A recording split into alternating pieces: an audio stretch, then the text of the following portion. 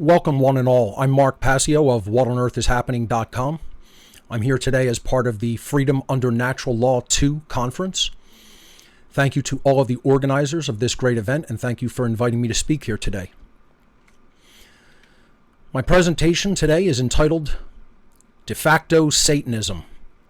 And this is a topic that I've been wanting to drill into for quite a long time and paved the groundwork for when I did the Demystifying the Occult seminars, especially Demystifying the Occult Part 2. So this is going to be sort of an extension and addendum to that second part of Demystifying the Occult, which I entitled Satanism and the Dark Occult. This presentation specifically is about what it is to be a de facto Satanist, which we'll talk about in a few moments. So let's jump in, and as always, before I deliver a full presentation, I always begin with some caveats to the viewing audience. You will not be seeing or hearing anything new here today. As the ancient saying goes, there is nothing new under the sun. This ultimately means that the truth is objective and eternal. It has always been here. It will always be here. All that I can do as a presenter is to present my findings in a personalized framework with my particular style and aesthetics applied to the presentation. But the truth remains the truth. And there is really nothing new in that regard. So for people who are always expecting new revelations and for all of this new information to come out, you're going to be disappointed, because this is basically the same thing that has been going on. It's just I'm explaining it in a way that hopefully will get more people to understand it and recognize it as the truth. That is the only difference in this dynamic of how I do my presentations. The second caveat I always give is, if you're a mental child, this presentation isn't for you. So this presentation is not for psychological children. It is for mature adults psychologically who are ready and able to hear the truth. And it is not for those people who appear to be adults bodily, physically, yet they have the psychological mentation of a small child who attempt to think and reason with their emotions. You cannot think with your emotions. You cannot reason with your emotions.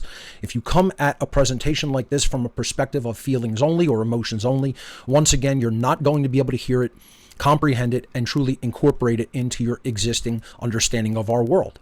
So this presentation is not for those people. It is for people who have psychologically matured to a point where they can hear truth that is not sugar-coated. And again, that brings me to my third caveat before we begin. My presentation is very often intense and at times even combative.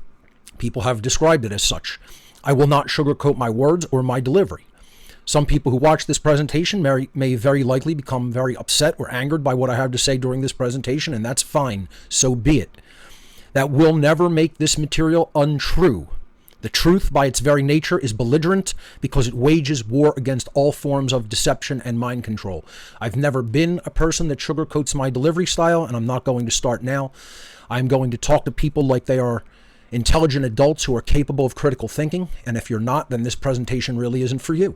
And I say that openly before any of my presentations begin, at the risk of even frightening away people before they hear the first word I have to say, because I'm not about convincing everybody. I am about helping people who want the truth to understand what is taking place in our world.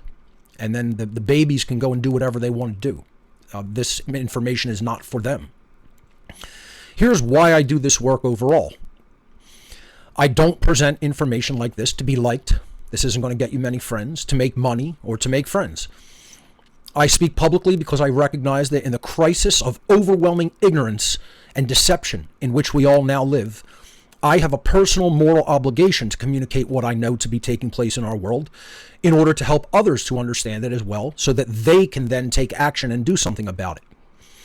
And I'm going to begin today with the dictum of what I really want to communicate about all of this, and about what we really should be doing as individuals in this world at the current time in history in which we live. And that's this quote from Immanuel Kant that is, do the right thing because it is right. And a lot of people may, disagree with that, or may think that that's some, statement that is seeing the world through rose-colored glasses or something like that. But that is ultimately what we have to direct our behavior toward, the moral right. even if we cannot quote unquote win. And I still think we have a chance of turning the world situation around, but I don't do this for reward. This lifestyle, speaking of this type of information to people who are often very resistant to it isn't going to get you much worldly reward. I do this because I have recognized it as the morally correct thing to do, and that's the only reason that I ultimately continue to do this type of work. As William Penn said, right is right even if everyone is against it, and wrong is still wrong even if everyone is for it. I'm going to stand for what is right. I'm going to speak what is morally right and communicate the truth regardless of what it means for me in the physical domain, because it is the right thing to do as an individual. That being said, there is some basic prerequisite knowledge to understand what I'm going to teach in this presentation, so I recommend the entire Demystifying the Occult series. As always, I recommend all of my podcasts at whatonearthishappening.com to get the full framework of this information. But in the short term, if you simply watch Demystifying the Occult Part 2, Satanism and the Dark Occult, a presentation that I delivered back in Philadelphia back in 2016, you'll get the general framework for what Satanism and dark occultism is in general. And of course, we're going to review some of that, but of course, time doesn't permit for the review of an entire presentation like this. So if you want a full framework for what I'm talking about here in de facto Satanism, do indeed watch Demystifying the Occult Part 2, Satanism and the Dark Occult. So let's jump into the material. This first section is entitled Satanism, Belief versus Reality. And there's a huge chasm. It's a huge divide of what people believe Satanism to be versus what Satanism truly actually is in our world. So let's look at the difference. You see images like this in what people believe Satanism to be, a worldwide belief system of what Satanism is, and it's completely incorrect. It's childish, it's naive, it's kind of asinine.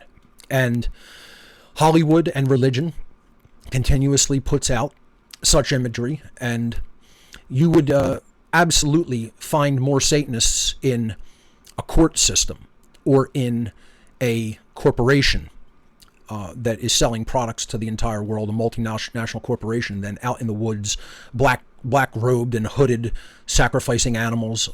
These are, again, religious and Hollywood-inspired notions of Satanism, and they're there to prevent the proper reception and understanding of what Satanism is as a worldwide religion and ideology that is actively at work in our world to control us. So we have to grow up and go beyond these immature, childlike notions of Satanism as being the worship of the devil and the sacrifice of animals and people out in the woods.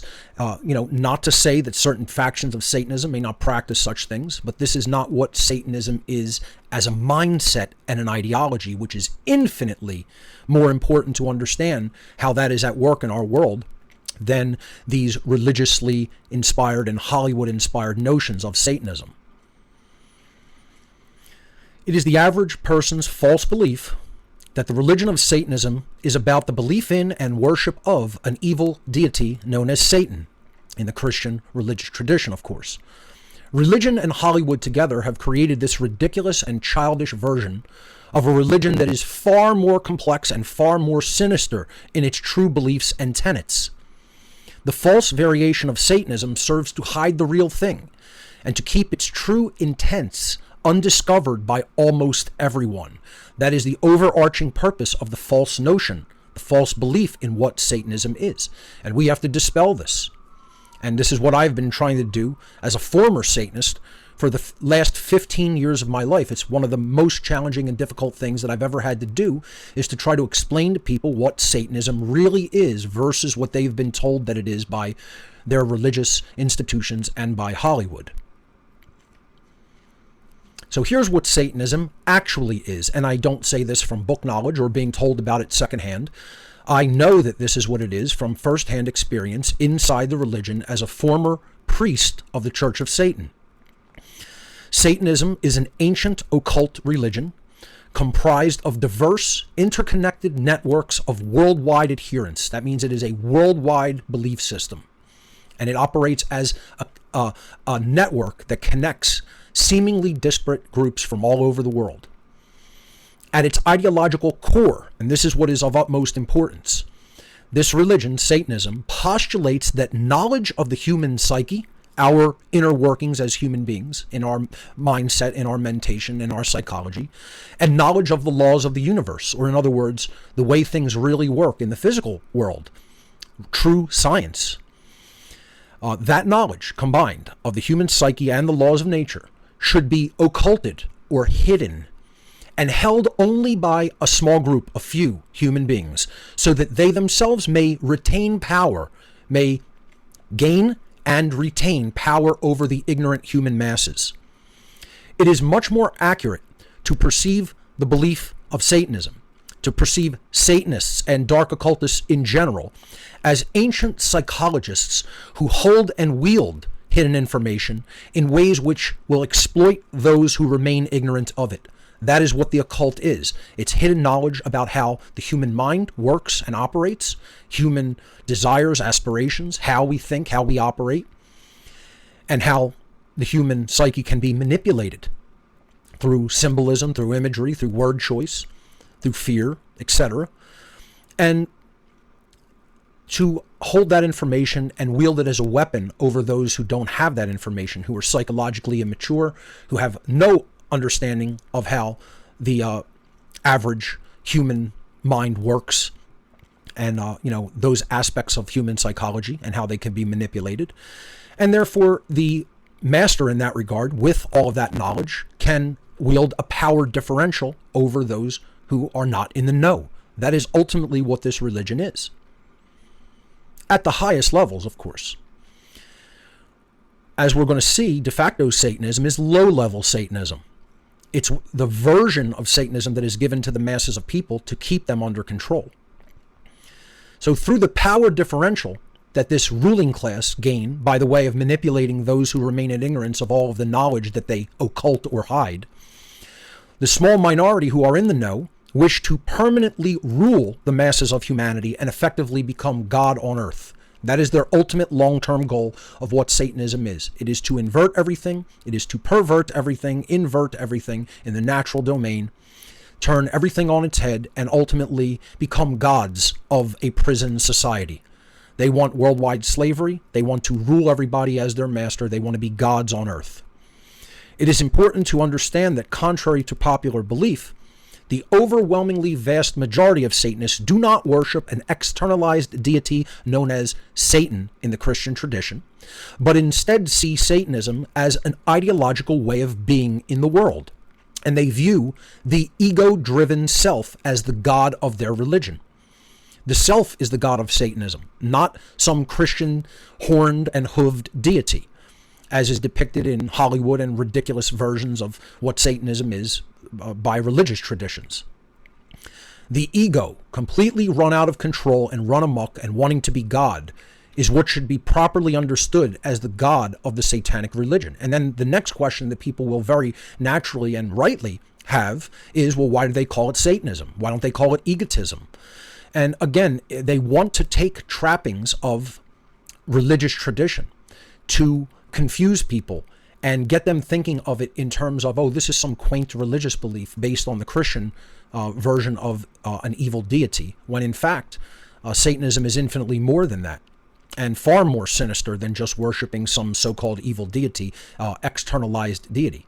It is the ego run out of control, wanting to be God, and willing to do anything to make that eventuality, to make that goal happen in the very real world. So why call it Satanism? So there's two overarching reasons that they take that symbolism, imagery, and that wording. The symbolism and trappings of the Christian devil or Satan are often used in modern Satanism for two reasons. The first is to try to make outsiders see this religion, Satanism, as just another quaint religious belief that is based upon traditional Christian belief systems. And therefore people will dismiss it as something that doesn't have that much active power in the world. The second reason they associate it with the Christian tradition of the evil deity Satan is they want to associate themselves with what they refer to as the adversarial dynamic in nature, or as it is called in the occult world, the force of involution. So involution is the force which opposes true evolution in consciousness, that keeps consciousness held back, keeps it at bay, keeps it folded up and not unfurling and expanding. Involution is the opposite of true evolution in the mind. This comes from the ancient Hebrew word shaitan. The word Satan itself comes from the Hebrew word shaitan, meaning adversary or opposer. And what was it the adversary of? It was the adversary of true evolution in consciousness. It opposed that. It is trying to keep that held back, tied back, enslaved. Satanism, as an ideology, as an ideological way of being in the world, is ultimately about being opposed to the true order of natural law, the universal laws of morality which govern the behavioral consequences of beings who are gifted with the capacity for holistic intelligence and free will. Satanists ultimately stand against that true order, that true moral dynamic of natural law that is inherent to creation. Again, they want to be God. They want to destroy the natural order. They want to institute their own order, alleged order, which is actually chaos, an inversion of true order, of course. So that's a basic review of what Satanism is from my explanation of it given in Demystifying the Occult Part 2, Satanism and the Dark Occult. Now we're going to get into what de facto Satanism actually is, which is the whole purpose of this presentation. The first thing that we have to understand is what does de facto, what does the term de facto actually mean? The term de facto means in deed, in action. It is derived from the Latin preposition de, meaning of, from, about, concerning, or regarding. And then the second part of the etymological breakdown of de facto comes from the Latin noun factum. Facto comes from the Latin noun factum, meaning deed, act, or achievement. De facto is often used to describe someone who represents or embodies something in action, in their deeds, without that person necessarily formally claiming to be that thing in words. So again, de facto means that someone embodies a way of being in the world in their behavior, through their actions, but they don't necessarily claim to be that thing in words. So if someone acts in a, quote, Christ-like way, they could be called Christian in their deeds. They might be considered a de facto Christian. Even if you ask them, do you subscribe to formal Christianity or organized Christianity, they may say, no, I do not. I'm not a member of that religion. I don't consider myself a member of that religion. But if they truly acted in a way that was described as Christ-like because it was similar to the way Christ taught people to behave in the New Testament teachings, in the New Testament scriptures, that person could be called a de facto Christian. So you could be called a de facto anything after the word de facto if you behave as that being or thing is described to be in words, because your deeds are truly expressing what that thing is. So in this image it says, yes, just as you can identify a tree by its fruits, you can identify people by their actions. It's not about what they say. It's not about what they say they are. It's not about what they claim to identify as. It is about what their actions show you in the very real world that they are and who they are. Again, as is said in New Testament scripture, by their fruits ye shall know them. It's about what you do in the world that is ultimately going to tell other people who and what you are, not what you say you are in words. So this is a very important thing to keep in mind and to distinguish what people say they are versus the real thing. Their actions are going to define who they truly are. So the question comes up, can a person be a Satanist and not even know it? Can you be a Satanist and not realize that you are a Satanist? And the answer is absolutely. It is absolutely true that a person can be a Satanist and not know it. They would not have to claim to be a Satanist to actually subscribe to the worldview, to the tenets, to the belief systems, and to the behaviors of what a Satanism is in the very real world. So again, this picture describes it. Someone could deny all they want to themselves, who they are inside. depicted as the person on the left not wanting to confront themselves, not wanting to look at themselves, being in a state of shame over who they really are deep inside. And the image on the right depicts someone who is wearing a mask. They could change every day to a different mask, to a different face. They could call themselves a million different things, but it's their deeds, it's their actions that ultimately define who they are. So you could have a mask for saying that you're a Christian. This being can say, I'm a Christian. This being can say, I'm a Jew. I practice Judaism. They can say, I'm a Muslim. I practice Islam, or a Buddhist, etc., so forth and so on. They can claim to be millions of different things through their mouth, through their words. Okay? But the words does not define who the being actually is. What defines who and what the being actually is how they behave in the world, what they do. Their deeds define them.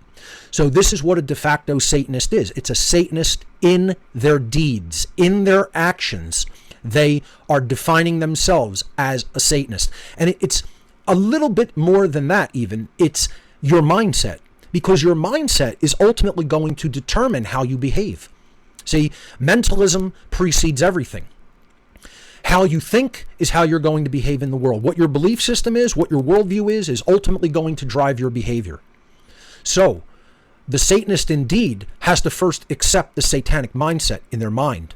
And that's what we're going to talk about here today. That's what ultimately defines. Those are the defining characteristics and hallmarks of what a Satanist truly is, whether they claim to be one or not. Someone can claim to be a Christian, and in their mindset and their deeds, they're a Satanist. They can claim to be a Jew, and in their minds and in their deeds, they're a Satanist. They can claim to be any number of religions or any number of philosophies, but it is their overarching mindset, their worldview, that then informs and drives their deeds that is ultimately going to define who they are in this world through their behavior.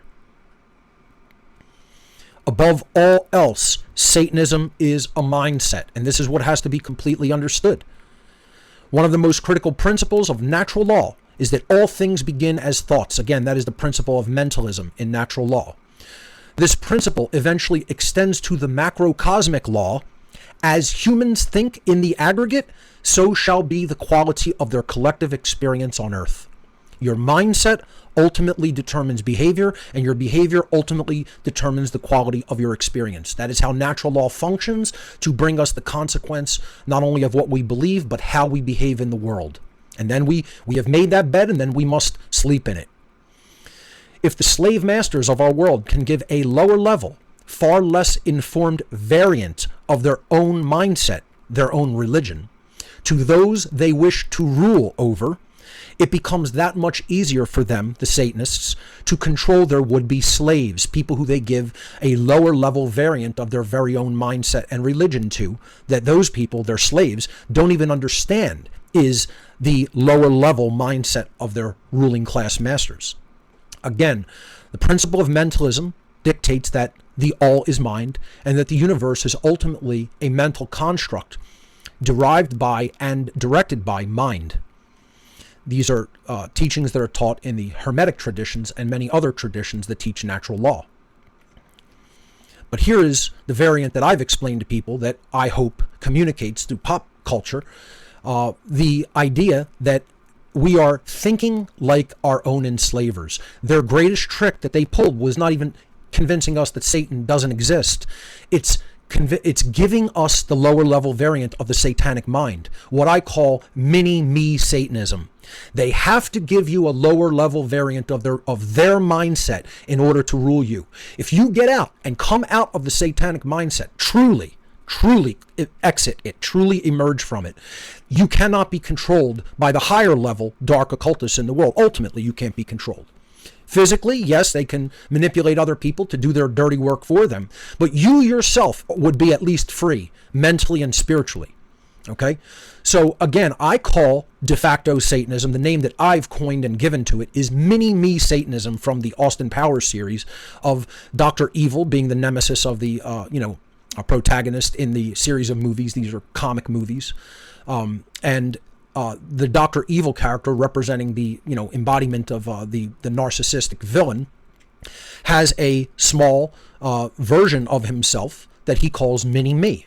And that is what they're essentially doing in an allegorical way, as an analogy. They are giving you a small version of who they are mentally in the mindset, in the belief system. And that enables them to control people because they are in a controllable programmed state in the mind.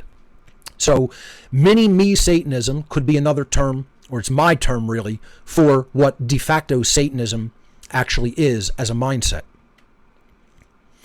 So then the question becomes, what in fact is the satanic mindset? We've described that Satanism is an occult religion. It's ancient. The rulers of our world, the people who are truly enthroned behind the scenes, the ostensible corridors of power, who are truly enthroned behind all worldly institutions, are dark occultists or ancient psychologists who are manipulating the people of this world into compliance and submission to their will. But what is their mindset? What is the defining hallmarks and characteristics of their belief system that they then give to us at a lower level that enables people to be able to be controlled? And again, this is going to be some review from Demystifying the Occult Part 2, but it's necessary as a setup to help people to understand de facto Satanism. There are four main tenets of the satanic mindset or religion. The first is selfishness or egotism. Again, I would claim that you could call Satanism egotism or the religion of the self, and it would be highly accurate. But I think, referring to it as Satanism really connects it with the concept of the adversary, the adversarial dynamic in nature, involution, the force which is holding human consciousness back, which is highly accurate. So the first tenet of Satanism is the dictum that self-preservation is the highest law. And it's not just self-preservation, it's self-advancement, and it's really the apotheosis of self, of ego. It's ego as God, as we're going to talk about.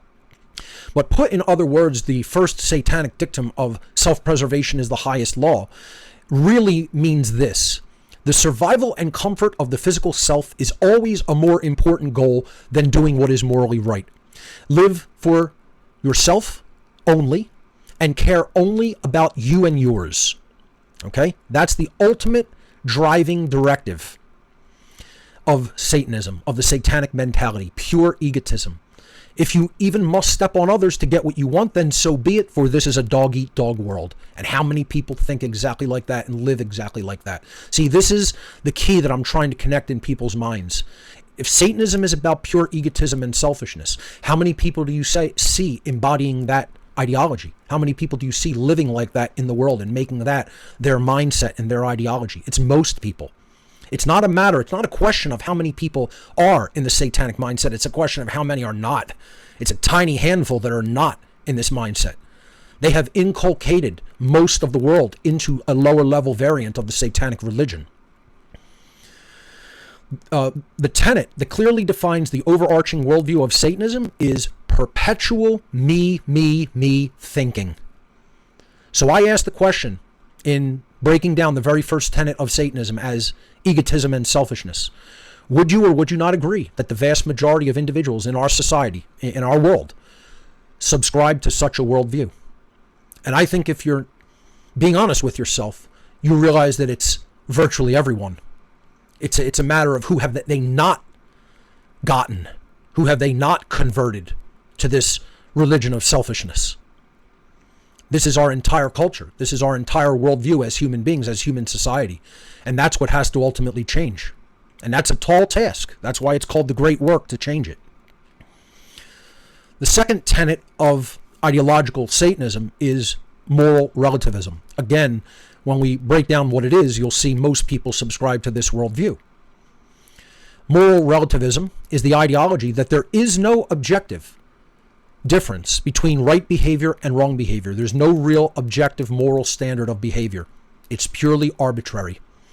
So human beings may arbitrarily create or decide for themselves what right and wrong are, based upon their own whims and their own preferences. It's just a subjective construct of the mind that we can say this is right, this is wrong, if that's what's comfortable for us, if that's what feels right for us. In other words, that which we consider right for ourselves is what is right, and that which we consider wrong for ourselves is what is wrong. Since, according to the inherent and objective laws of morality, the aggregate amount of morality present in the lives of the people of any given society is directly proportional to the amount of freedom in that society. That is how natural law functions. Aggregate freedom determines aggregate morality. Then true freedom can never exist in a society that embraces moral relativism, because that society will almost always behave in an immoral capacity, or allow behavior in an immoral capacity to go on unrestrained and unchecked and unchallenged. So I ask people to ask themselves honestly the question, and honestly answer, more importantly, honestly answer the question: do you agree or disagree that the vast majority of human beings in our society subscribe to the ideology of moral relativism? As a matter of fact, again, I tell people the anecdote all the time. I've done many, many social experiments, literally going to street corners in different geographic areas and just asking people. We have a quick poll that we're conducting. Do you think right and wrong are inherent in the natural world, inherent to nature?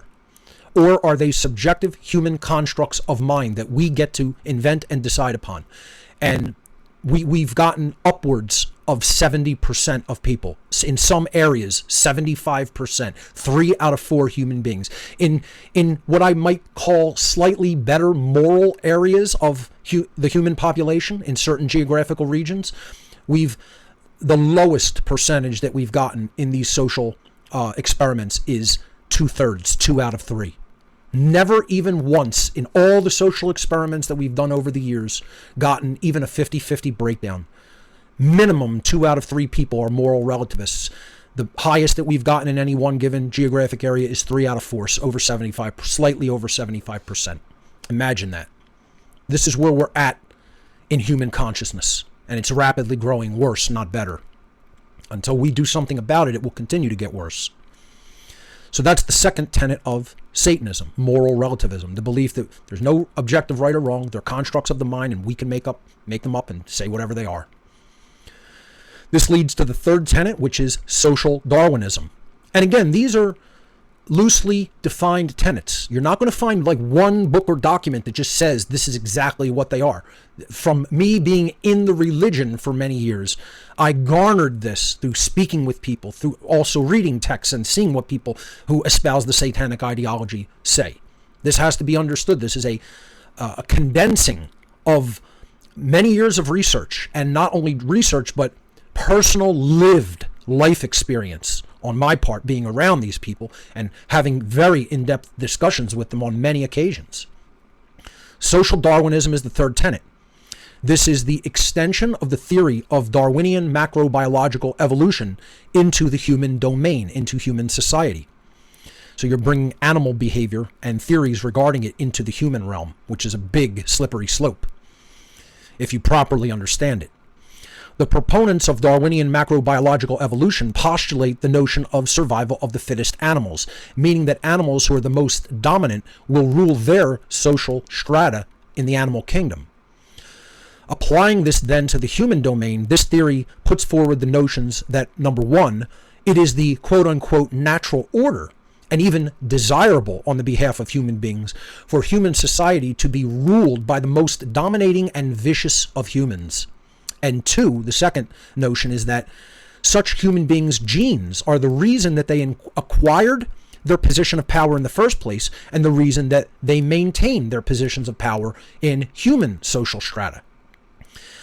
So would you agree or disagree that the vast majority of human beings in our society subscribe to such an ideology? That they're perfectly fine with there being this hierarchical construct of rulers over other human beings that make the decisions for many, many, many other people. And they believe it's just fine, and it is actually the natural order for a small group of dominant, vicious, domineering, control freak human beings to really seize and maintain power over other people and dictate how they must live. And I'd say most people are perfectly fine with it. That is generally being perfectly okay with the concept of government, because that's what it is. Government is a form of slavery. And it is basically saying these human beings can get to dictate, that's called making a law, over how all of the rest of human beings are going to live, because they consider that they know better, that they're just, better fit to rule, better fit to make those decisions for others, and then other people must obey their dictates. And that's just a form of slavery through violence and coercion that we euphemize with the word government.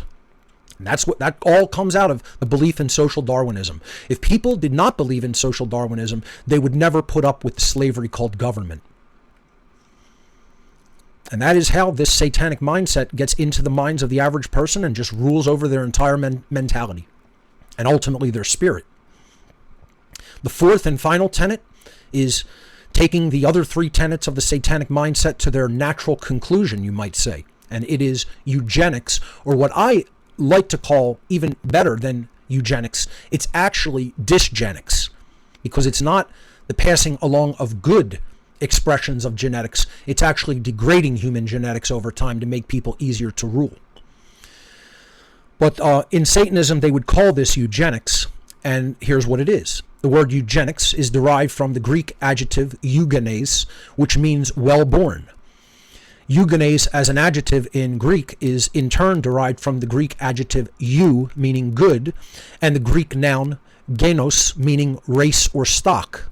So we put that all together. Eugenos, or eugenes, means well-born, those with good genes, okay, in the mindset of those who are postulating what their variation or version of good and bad are.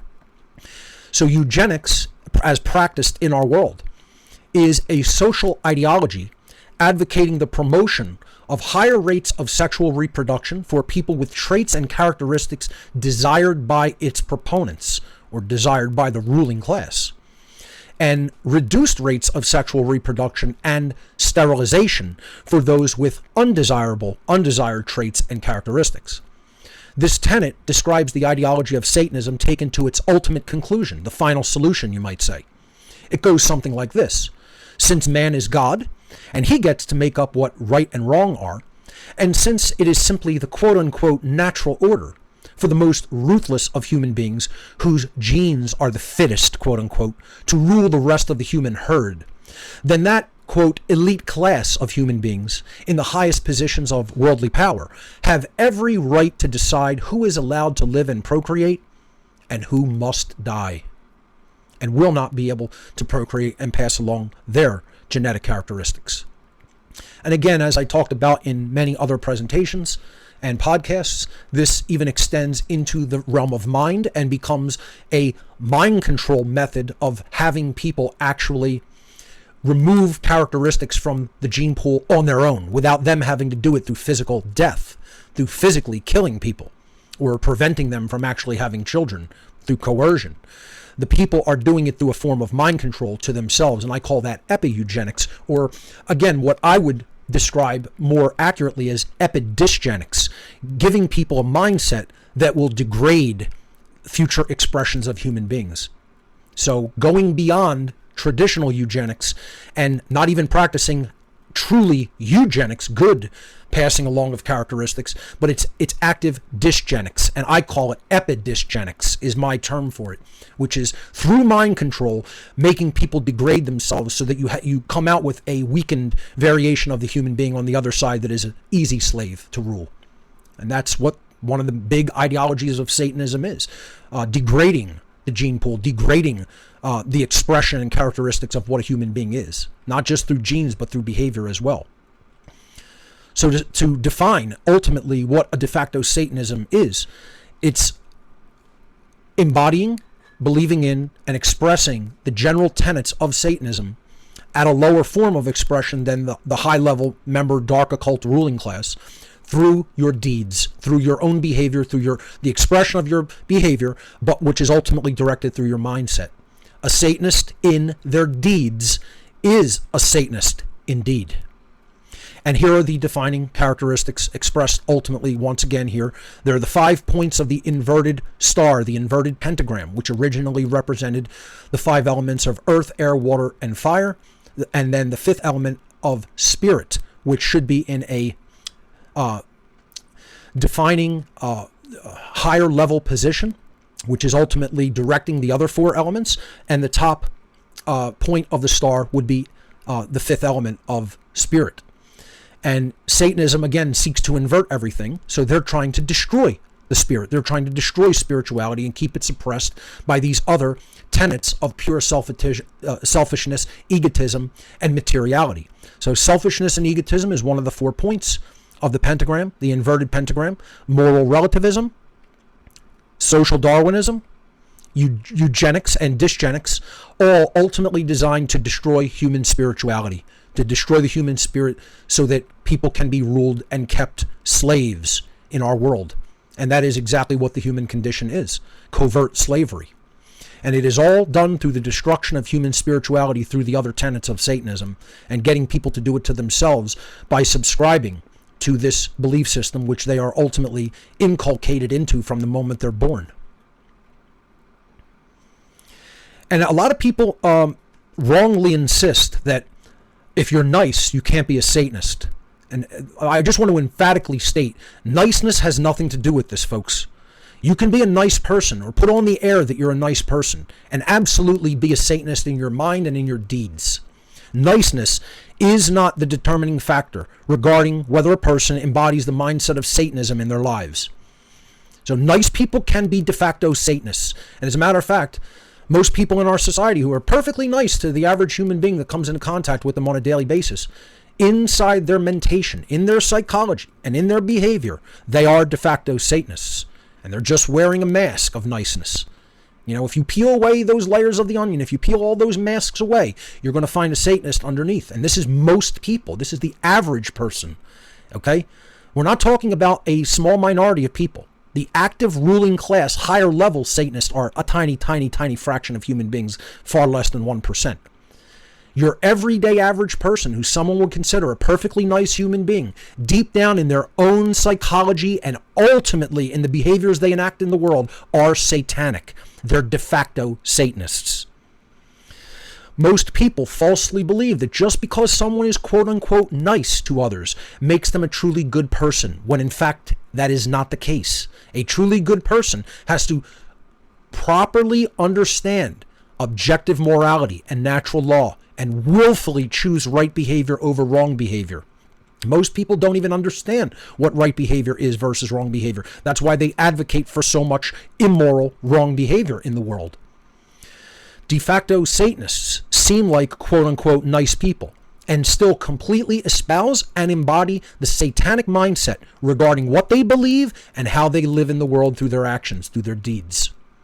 This is a very important distinction to make, a very important concept to understand, and it's a difficult pill for many people to swallow. Yet it is true, nonetheless, whether you are triggered by this or not. This is exactly what is going on in our world. This is exactly what de facto Satanism is and is about. And it has nothing to do with whether you treat other people nicely in your day-to-day interactions with them. It's all about what you believe and ultimately what behaviors you yourself are either conducting or espousing that others conduct. Another defining hallmark characteristic of the mentality of de facto Satanism is only ever thinking about you and yours. It's me, me, me thinking all the time, and others are left at the back burner. And people will underestimate how often they do this. They don't really put their mindset in the mentality of thinking about the whole world of human beings at large and how the entire human condition is enslavement. Most human beings only ever think of their own personal life situation from the moment they wake up in the morning until the moment they go to sleep each night. That's all they ever think about is themselves and their own. Again, they may perhaps consider their immediate family, their extended family, their friends, etc., right? People who are close to them and help them in their daily situations in life. People may consider them in addition to themselves. And I say may. You know, sometimes they do, sometimes they don't even do that. But very little beyond that, if anything. For anyone who is genuinely attempting to be honest with themselves, and that's the first dictate of awakening. If you're going to truly awaken, you can't lie to yourself. You have to be honest with yourself about the dynamics that you see at work in the world.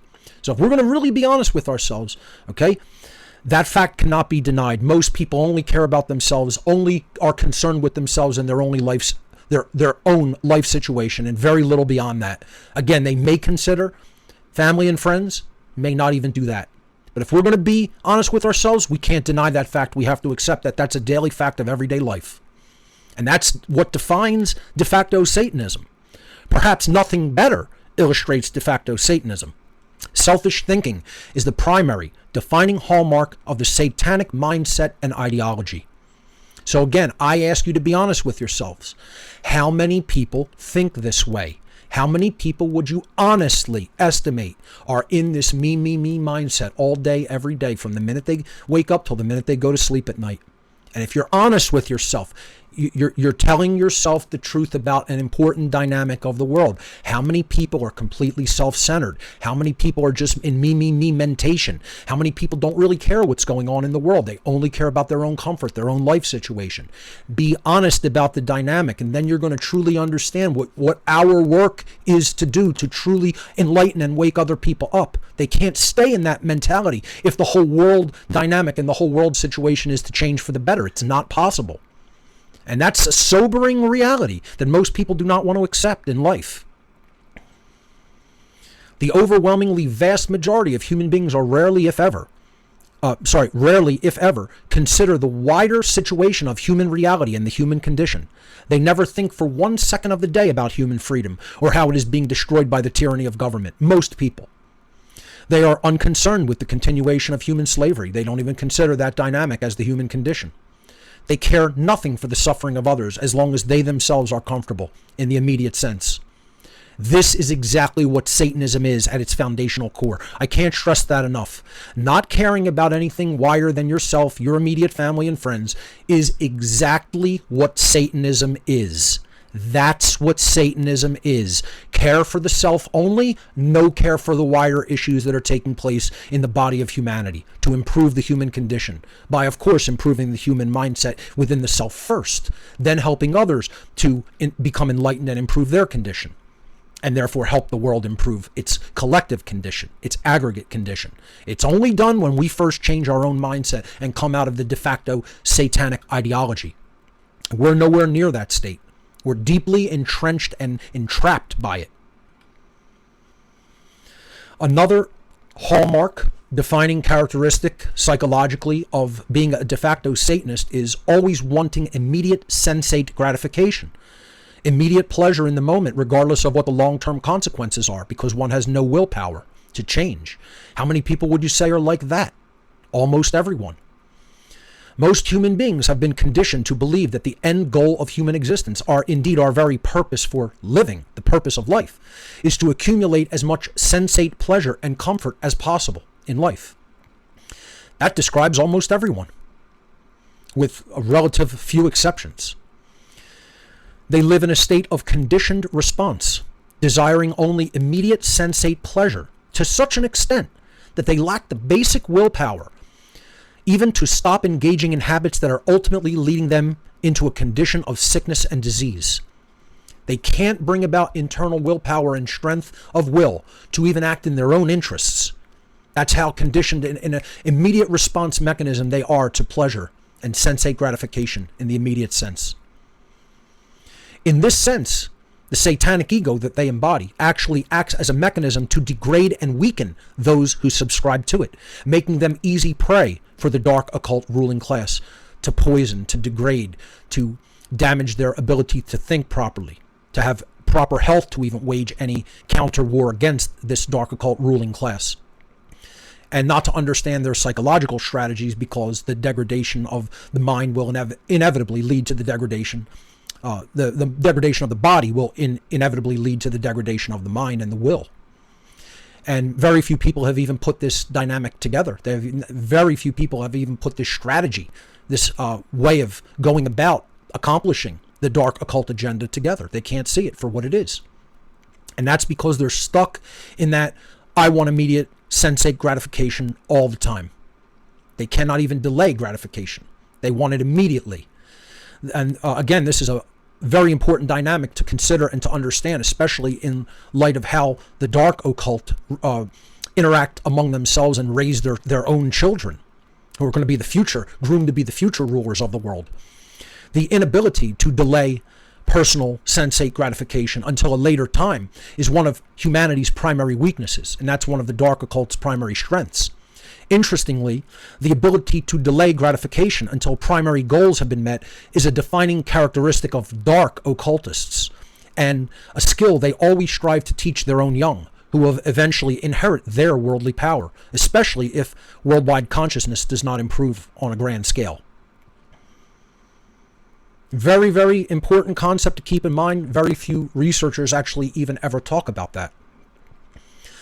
Again, another primary aspect of the mentation, the psychology of de facto Satanists, or in other words, just about every human being, is the ego or the self raised to apotheosis, or God-like position in the mind, seeing the self as God, seeing the ego as the highest force in the universe, seeing human beings in general as the highest power in the world. How many people who have no spirituality, and whether you're religious or not, they simply do not consider any power in the world higher than the power of a human being. They think as long as they do something and get away with it in the physical sense, that's all that ultimately matters. Is if you get caught in the physical, that's the only way that you're going to experience negative consequence, when that is in fact not the case. Most human beings would not specifically themselves claim to be God or to even see themselves as God, yet their behavior is how you will know them as de facto Satanists. How selfish is their behavior? Most people in the modern world do not think there is any higher power than human beings, and if they exercise immoral behavior in their lives, the only way they will ever experience consequences for that behavior is if they are caught and punished by other human beings. See, they don't really consider the dynamic of natural law and karma. They might say that they believe in karma, but they don't really behave that way. Again, it's not a matter of what people say, it's a matter of how they behave. And most people see human beings in general as the highest power in creation. They don't see anything that has created in the natural world a set of laws that will ultimately hold them to account for their behavioral choices and bring the consequences of those behavioral choices to the world. That is in fact what natural law is and what it does. And most people don't understand natural law. They don't recognize it. They will not even claim that it exists, let alone do they truly understand how it works upon the aggregate human behavioral choices and ultimately the behavioral conditions that we then inherit through those choices. And that is how our laws of consequence are, the laws that govern our behavioral consequence actually works. And that is what natural law is.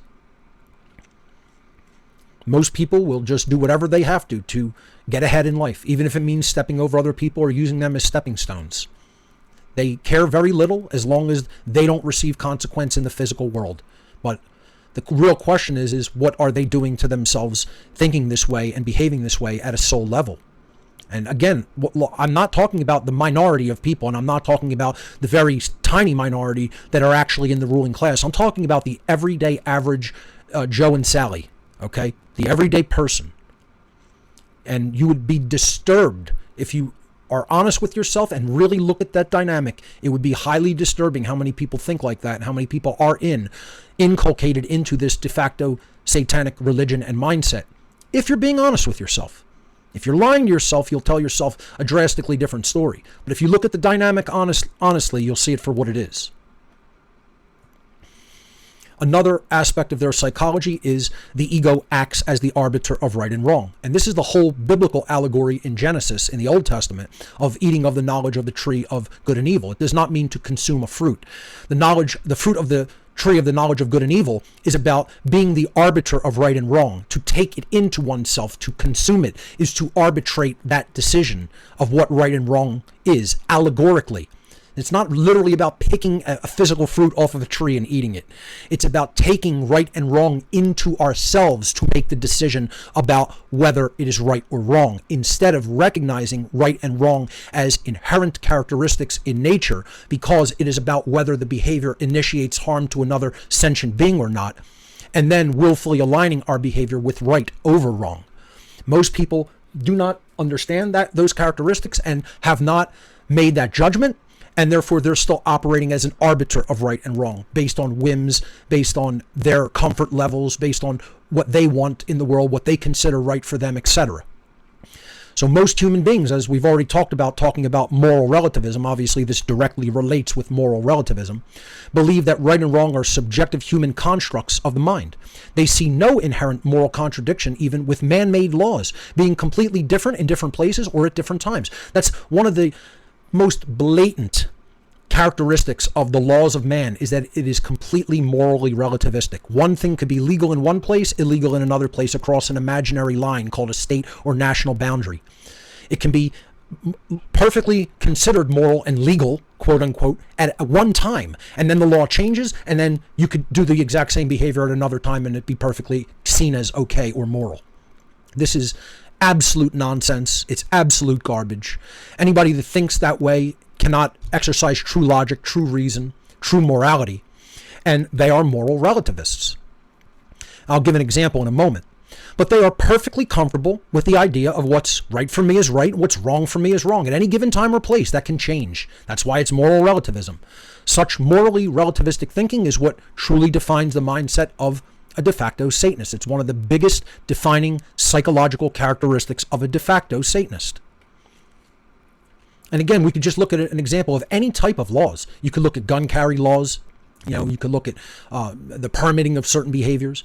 And you could look at, again, prohibition in certain states versus certain states saying it's perfectly okay to use what they call marijuana, which should be properly called cannabis, in a medical capacity or even in a recreational capacity. So the blue states have recreational usage of cannabis.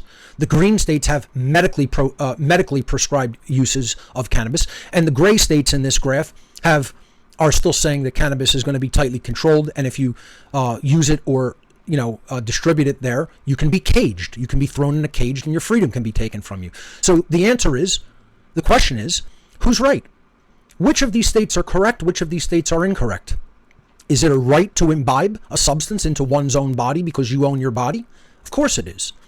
Anybody who's making any restriction on that is committing a wrongdoing by preventing the exercise of a right to decide what you will place into your own body.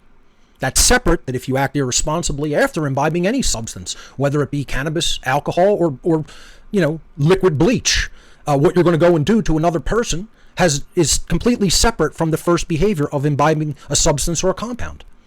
That's nobody's business of what you put into your body.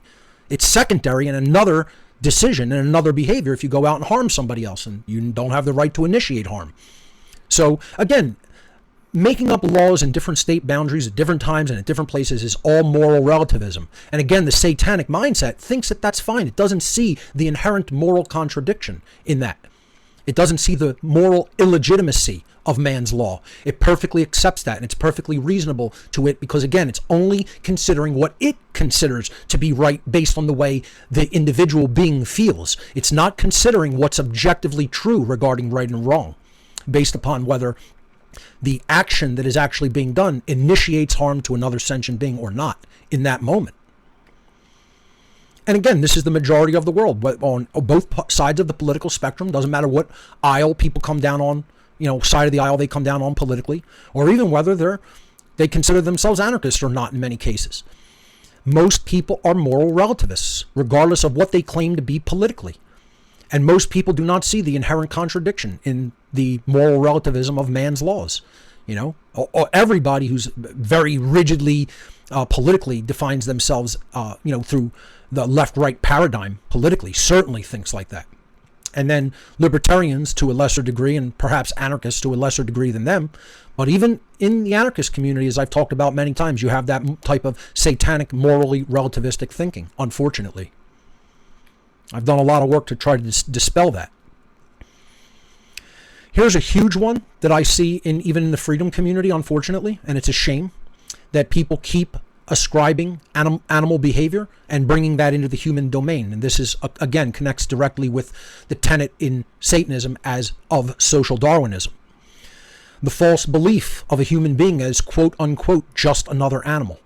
Literally a quote in the Satanic Bible by Anton LaVey is that human beings are just another animal, no different than any other animal in the animal kingdom. Part of the mindset that Satanists give to humanity is that human beings are, quote, just another animal. This is, of course, a false belief system because human beings have a far greater complexity in thought and exponentially more of an advanced capacity for holistic intelligence than the rest of the animal kingdom. That's why we can reason truly if we make ourselves capable of it, and we can understand why a behavior is morally right versus why a behavior is morally wrong. And then we can use our capacity for holistic intelligence and free will also to choose the right behavior over the wrong behavior. That is the exercise of conscience. If people latch onto this false belief of humans as just other animals, we make the dangerous mistake of accepting animalistic behavior in human society and human civilization. And that's a very steep, slippery slope to proceed upon. This is taking the construct of Darwinism into the human social domain. That is, in fact, what the mindset of social Darwinism is, why it's a tenet of worldwide satanic belief, and why they give us that belief system at a lower level for people to latch on and subscribe to. Because if we are thinking in a lower level form as them, not even understanding how the entire world's power structure truly works and the religion that it is ultimately ruled by, we're easy prey to these dark occult predator class elitists. And that is, in fact, how they have inculcated us, and that's how they continue to rule us. Again, belief that we are nothing more than animals brings animalistic behavior into the human world, into the human sphere of influence, the human domain. And again, you could see this in no better illustrated in the realm of statism or the belief in government. Back in black slavery time period around the American, prior to the American Civil War, the plantation owner says, it's my right to force other people to work in my fields. Imagine believing that you could own other people bodily. That's overt slavery. Today we have the covert slavery of government that says it's my right to force upon others to pay for what I want.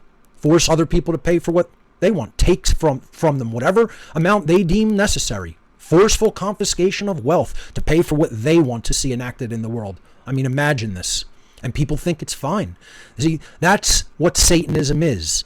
Thinking that immoral behavior is just perfectly normal and okay. And this is what they're inculcating the world into. It's not only forcing people to pay what you say they want, it's now forcing people to put things into their own bodies that you say that they should have in their body that they don't want in it. There's no better definition of slavery. You're making a direct claim on the body. Even something like this with taking money from people. You're taking the fruit of their labor that they performed with their body and mind. And you're taking the product of that, the fruit of that labor. That's an indirect claim on the human body. Literally saying you must put this into your body is a direct claim upon the body. That's slavery, folks. By any other name you want to call it. I don't care how you want to euphemize it. It's slavery. It's the claim upon the body. And this is what people have to understand. Every single person who believes in any form of taxation, you believe in slavery. And that makes you an immoral being. Believing in government is just believing that one class of people can construct dictates that another class of people must follow. That's slavery. It's not my belief that it is. It's what it actually is. And if you don't think so, you are incorrect and wrong, and you're morally wrong for thinking that that's perfectly okay. That makes you a bad person. That makes you an immoral being in your mind, in your consciousness, and then what you condone to be done. And we have to be honest about it. We have to tell people that you are a bad person for thinking that way. You are a bad person for condoning that other people behave that way and continue to behave that way. And that another class of people continue to be subjected to that violence and coercion and duress. It's not okay. It's immoral. And it's a defining hallmark of immorality and Satanism. And you know what leads to all of that? What leads to even the belief that statism should be put in place? Oh, we're just bad people by our nature. And then you have other people, oh no, people are all just good. They're just good people by their nature. A lot of religionists think that way, or a lot of people who are off in, wonderland somewhere that don't understand what's really been done to the human mind, to the human psyche through the type of covert mind control that has been conducted against the population. They think in this dialectical construct of human nature is either good or bad. It's a complete false belief and false notions of what the actual nature of the human being is. And again, this is very combative because people feel very strongly about this to the point where they make it part of their religious belief system in the mind. And all of them are wrong. There's so few people who accurately understand what the nature of a human being is by nature of reality in the physical world. without anything being given to them. How we come into the world inherently through our nature is a programmable state. And if you don't understand that, the ultimate chess master, slave masters of the world, who are playing a game of chess, and the average moron in this world doesn't even understand what checkers are, let alone how to play checkers, has not sat at the chessboard with the chess masters and is not even on the same level of being able to even understand how this game is played. Okay? This is how unsophisticated psychologically the average person is. They have such a low level, unsophisticated psychology that it's child's play for these people to deceive them and manipulate them, because they don't even understand something as basic of what human nature actually is. And this is a proven, it's absolutely, completely proven to be this way. It is not an opinion. It is not subjective. Human nature is neither good or evil. It is neither good or bad. We don't come in. What human being pops out of the womb behaving a certain way? This is all people have to stop and ask themselves. A simple question that puts the question to rest once and for all, if you're any kind of an honest person, or if you even have a modicum of average intelligence. It doesn't require an extremely high IQ. No one comes into the world a psychotic murderer and control freak. No one comes into the world behaving saintly and, understanding everything. Information is what determines how one behaves over the course of one's life. If we're very high information and we've really seen the big picture of what is really going on in our world and how things really work, we can willfully change our behavior, willfully mold our behavior, and have positive outcomes, have good results on the other side. If we don't do that, we're low information, ignorant people, we're easily led, we're easily deceived, we're easily manipulated, and we're always putting out garbage result into our lives. And then we want to scream and complain about it as if it isn't us doing it to ourselves. This is how human nature really works. So let's look at the information on this slide. Most people hold a completely erroneous belief about human nature. They falsely believe that human beings are either good or bad by their very nature. Completely contrary to these popular but incorrect beliefs, the reality of human nature is that human beings are simply programmable. We are programmable beings. I'm sorry, I'm apologizing. I accidentally keep knocking this microphone. It's the first day I'm using it. I'm using a new mic, and I'm not used to being in the position, so I have to be more careful with my hand gestures. So I apologize for that. This is a live recording. So, we are not computers, but we, like computers, are programmable mentally. What we believe eventually becomes our behaviors. So if programmed beliefs can be inserted into the mind like a computer virus, bad output happens on the screen of life. If good coding happens in the mind and we understand accurately what's going on within ourselves and in our environment, then we can put good behavior out into the world, good output. It's the garbage in, garbage out dynamic of computers, often called GIGO, garbage in, garbage out.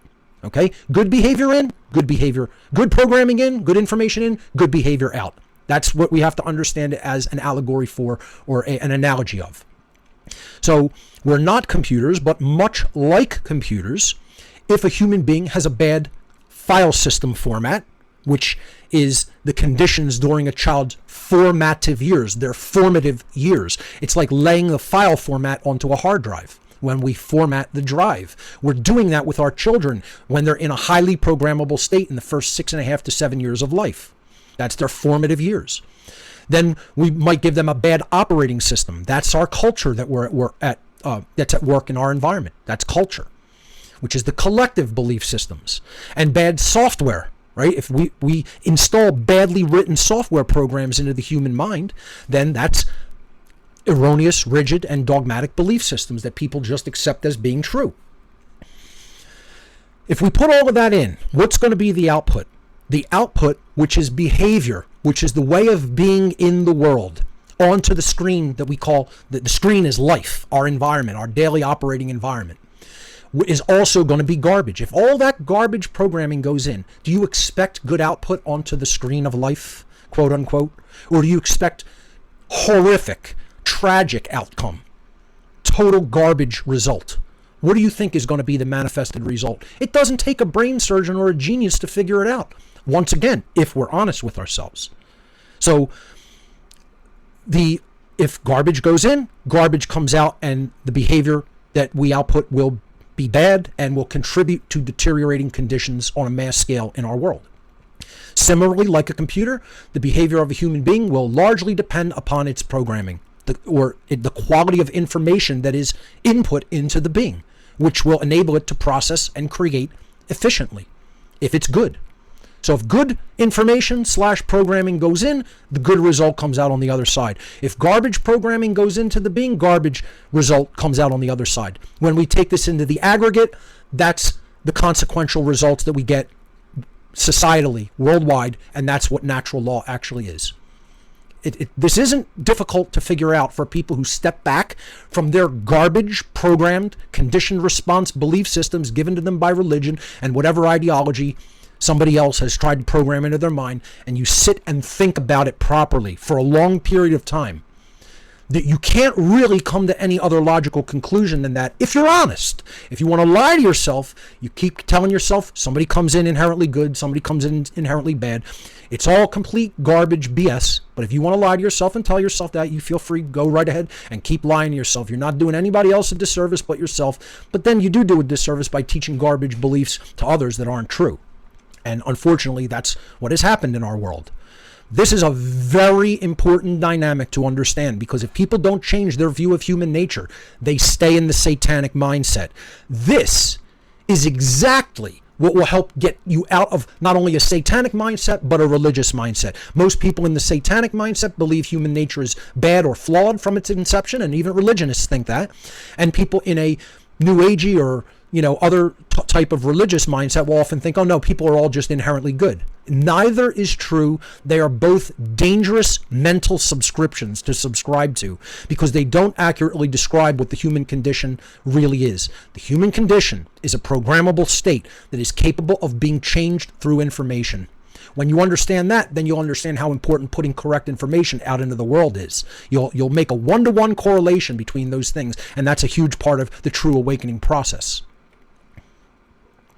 Again, the negative belief in human nature, believing that humans are just bad and need to be controlled, is another defining hallmark characteristic of the psychology of de facto Satanists. Because then the next thing that they'll want to do is they want to put an authority system in place. The belief in authority, the belief in a hierarchical master-slave relationship in our world. Or in other words, a command structure, a power structure. And really what it is it's a chain of command and obedience. That's what it really is. It's people who blindly believe in authority and obey authority. And that's the thing that has led to the most death and destruction in the history of our species. And this is where the de facto satanic mindset is designed by the higher level Satanists to lead us. They're giving us their beliefs, their false belief system at a lower level, so that we will believe all the things that will allow them to create that power structure and ultimately enslave us. It's genius from their perspective. From the chess master perspective, it is a genius strategy. From the perspective of the people being ruled, unless you wake up to it, you're not going to understand how it works. I've been for 15 years trying to give people the playbook here, folks, from an insider perspective. Not from somebody who read about it in books, not from somebody who listened to other people to understand it. No, I was inside that structure at a higher level than most people will ever see. I'm trying to give you the enemy playbook, taken right from their whole sphere of influence and brought over to the other side of the playing field. Here's the plays they're running. Here's their strategy. This is their agenda. And still people just aren't intelligent enough, unfortunately, to figure it out. And then they want to come down on the person who's trying to tell them the truth about how you've been played, how you've been fooled, how you've been manipulated. These people look at you like a joke, believing in their authority. They look at you like a tool. And all the people doing their bidding, the order followers, they look at you with nothing but contempt, and they're using you like a tool. And when they're done using you like the tool that you are, they're going to throw you in a garbage dump. And that's exactly how they see you, boys and girls. Exactly. All the little children out there who are doing these evil psychopaths bidding, all the police, the military, all the people in government, all the people who are the order followers, you're a joke to your masters. You think you're involved in the power structure truly? You'll get thrown under the bus at their earliest inconvenience. At the most convenient time that they can throw you under the bus when they're having a hard time, you're going right under the bus, little child. That's exactly how they see you, and that's what they're going to do to you. And history will tell you the truth of that lesson if you really pay attention to it. But most people are too stupid and ignorant to study a long view of human history. That's part of the problem. If they did, they would see exactly how this power structure eats them, and when they're done eating what they want and chewing them up, they're going to spit your bones out. That's how it really works. That's how ruthless the people at the higher levels really are. You ain't going to escape that. You think you're going to be the last ones fed to the big beast, as if that's some kind of a winning situation. Yeah, keep thinking that way and see where it gets you. Okay, but this is a huge part of de facto Satanism. So everybody that believes in this authoritative power structure and this hierarchical power structure, you're all Satanists. You are Satanists at the core of your belief system because you don't truly believe in freedom, and you've bought falsely the notion that all of humanity is bad. No, we've been given bad information. Being given access to the correct information, we can make properly informed decisions about how we will behave. We are conditioned to act in the ways that we act. It is not natural behavior. It is programmed behavior. And we were programmed at an earlier stage of our development in our lives in the formative years. And it's very difficult to break that conditioning. It can be done with a lot of work and with a lot of knowledge. And that knowledge, most people don't have it. They have not acquired it, let alone put it into practice in their lives. Another defining characteristic and hallmark of de facto Satanism is not even giving a damn, not caring about freedom in the presence of tyranny. You'll just watch tyrants destroy freedom, not say a word, not even look at it, not care, not speak against it. A huge hallmark of de facto Satanism is staying blind, deaf, and silent regarding the activity of tyrants in our world, because it's cowardice. Deep down inside, de facto Satanism does not truly create and inspire courage. It's all about being a coward, acting only in your own little egocentric self-interest and never doing anything to put yourself at possible risk, because these people are, in fact, dangerous and violent and should not be allowed to do what they're doing totally unchallenged. But only the courageous person is going to speak out against them. The de facto Satanist is going to sit back, hide in the shadows, cower in fear, let them do whatever they do, because they're a coward deep down inside their heart. De facto Satanists have been well trained only to care about their own comfort and not to speak out against or even recognize injustices that are done to others. This is cowardice to the ultimate degree. Cowardice to the ultimate degree. It is also one of the highest forms of immoral behavior because it completely ignores the destruction of justice and freedom. And, there's no worse crime against humanity to sit back while tyranny is enacted and say, I don't care. It's not actively in the moment being done to my physical body. And if it's done to other people somewhere else or at another time, I couldn't give a damn. And be honest. See, part of this program, part of this whole presentation is I'm not only laying out the facts, I'm asking you to ask these questions to yourself and be honest when you answer them. How many people think like this compared to how many don't? If you're honest, almost everyone, percentage-wise, really deeply does not give a damn about human freedom to the extent that they're actively involved in trying to reverse the current trend toward tyranny. It's not about what you say you want. It's about what you're doing. See, that's the difference. If you're not doing anything, you don't care enough. It's not just about you paying lip service to freedom. Another characteristic is just always doing what's easy instead of what's truly right. Most people don't have the fortitude, the courage, the willpower to truly do what is right.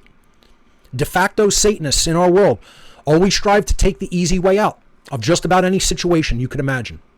If that means doing the wrong thing, just not to be hassled or ridiculed, toward themselves even, or others, then they choose the wrong thing. Whatever's the most comfortable path, they're going to take it. They don't give any question or any care to what is morally right. And this describes most people. Doing what is right is not always what is easy. Admittedly. In fact, it is almost always the harder thing to do in life, doing what is right. And again, that's where I began this presentation. Choose the right thing and do the right thing because it's the right thing. Not for any personal reward, simply because it is the morally right thing to do. That's the consciousness we have to work toward and to actually step into and live in the world.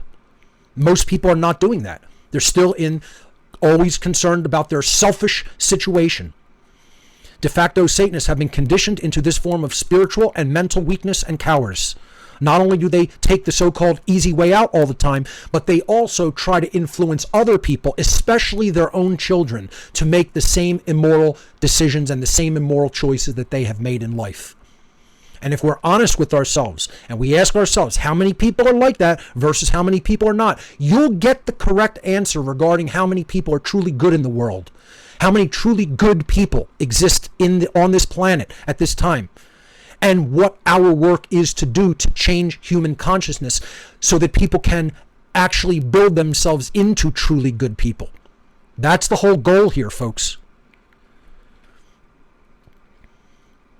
The what's in it for me mindset defines de facto Satanism. Above all else, this is what defines it.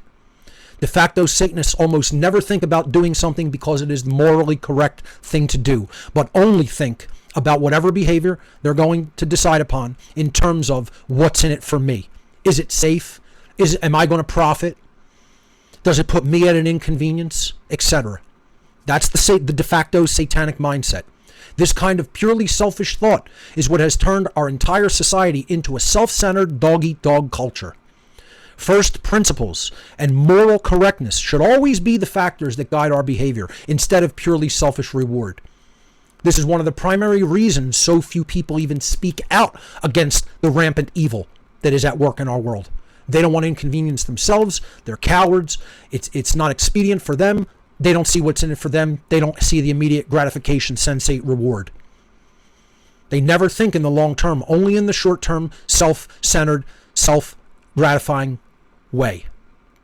And that's not going to get it done, folks. We have to come out of that satanic form of thought.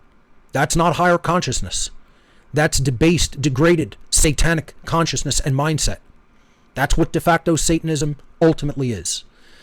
So I'm going to conclude the presentation with a few slides about getting out of this mindset, because I don't want to leave people with abject hopelessness. That's never my intent, folks. A lot of people think I'm some doomer, and I am not. I'm a realist. I'm not a wild-eyed optimist seeing the world through rose-colored glasses, but I'm not a total doomer black pill person either, okay? I tell people you got to reject the black pill and you got to get to the gold pill.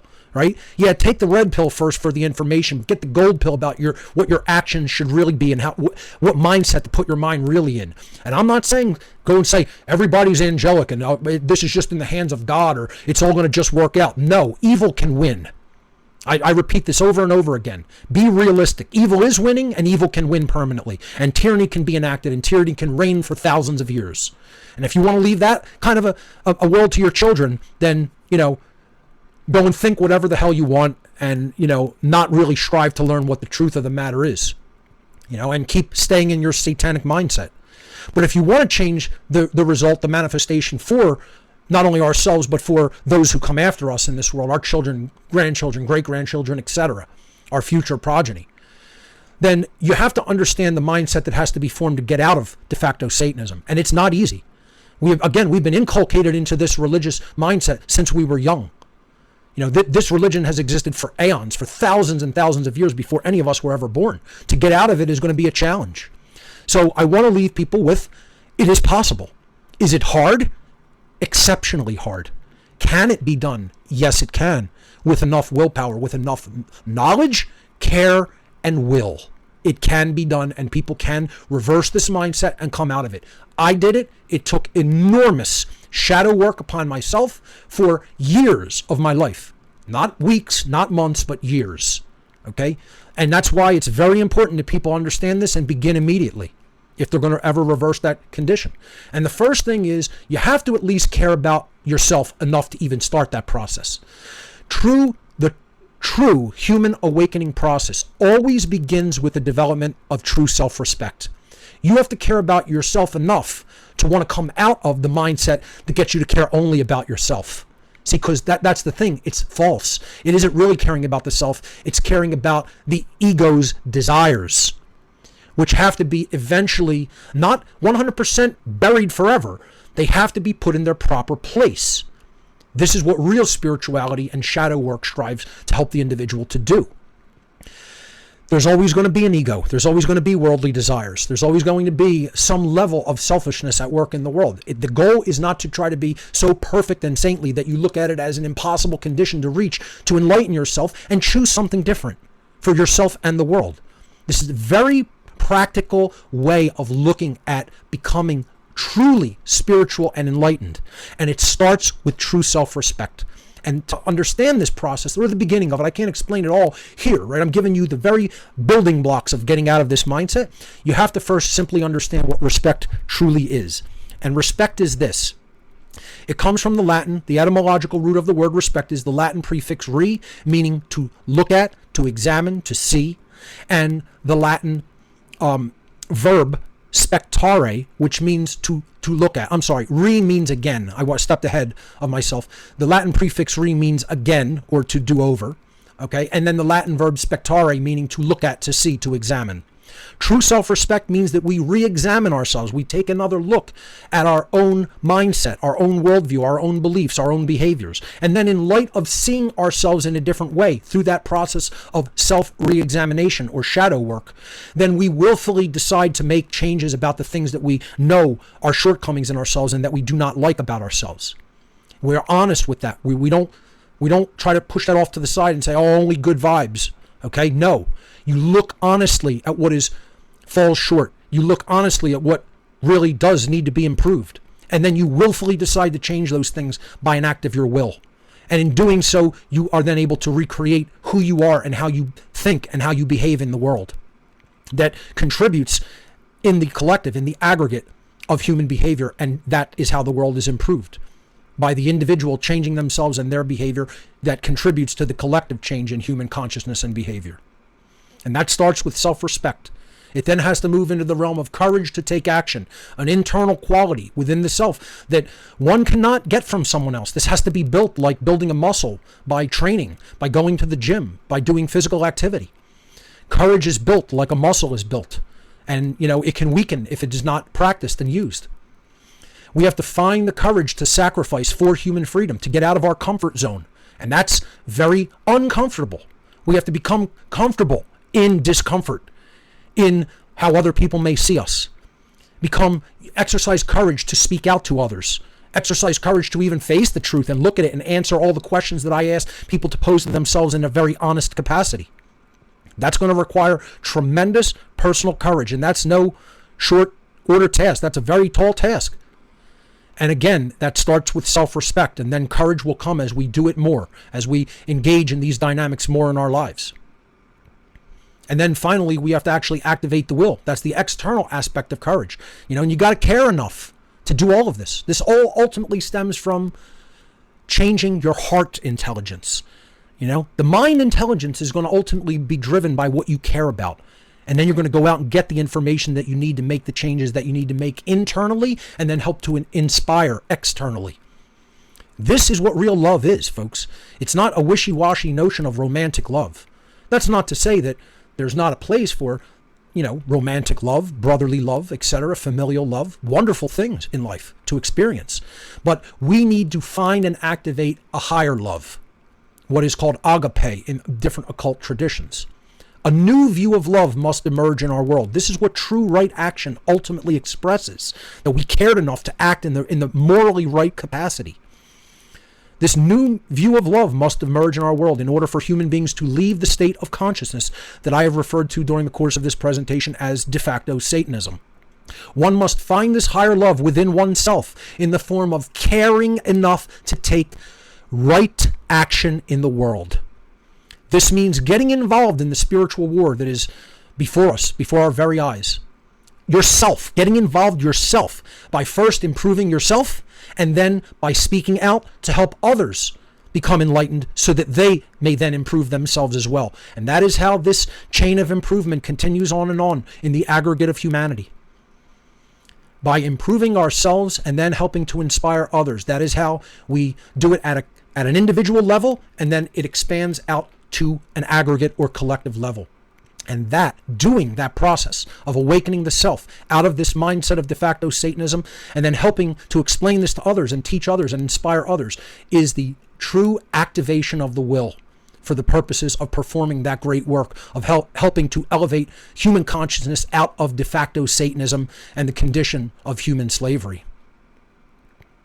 I'm going to close the presentation the way I began it at the beginning in the caveat section with a quote from Immanuel Kant. Do the right thing because it is right. Put the earthly or physical reward off to the side. Even the self-enlightened goal, selfish, enlightened self-interest, one might call it. Put all of that reward off to the side and simply look at what the morally correct thing is to do and choose it for that reason, because it is morally true, correct, and right. Morality means doing what is right regardless of what you are told or regardless of how many other people are doing it. Obedience means doing what you're told regardless of what is right and just because everybody else may be doing it. That's what we have to properly understand to begin the process of coming out of de facto Satanism. And I'll leave you on that note. Do the right thing simply because it is the right thing to do.